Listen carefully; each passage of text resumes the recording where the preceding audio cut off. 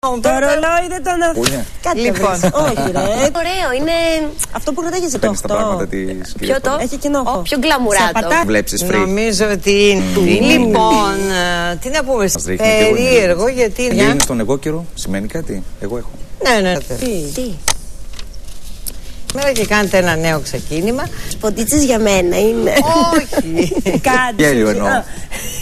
Είχε τον δεκαπάζα αυτή τη φορά. Τις ρίζες μαύρες δεν τις βάφει. Για πρώτη φορά. Έχω και ένα κάποιο σπίτι. Όχι. Παρακαλώ. Επιτρέπετε.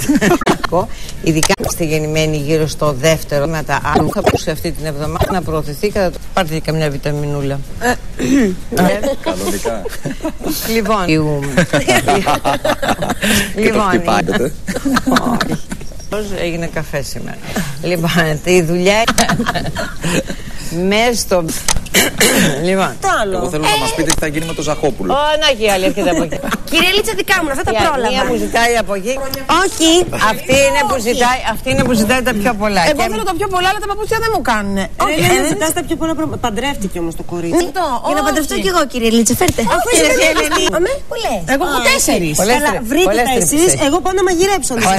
Έτσι. Αφού εγώ δεν πρόκειται να πάρω μποναμά ούτως ή άλλως. Εγώ να δω τι θα κάνω. Δώσε ένα φιλί, ρε εσύ. Αχ, αυτό είναι. Ναι, αλλά πρέπει να πάρω κι εγώ. Κάτσε γιατί μου λέει ο Νάνος γρήγορα.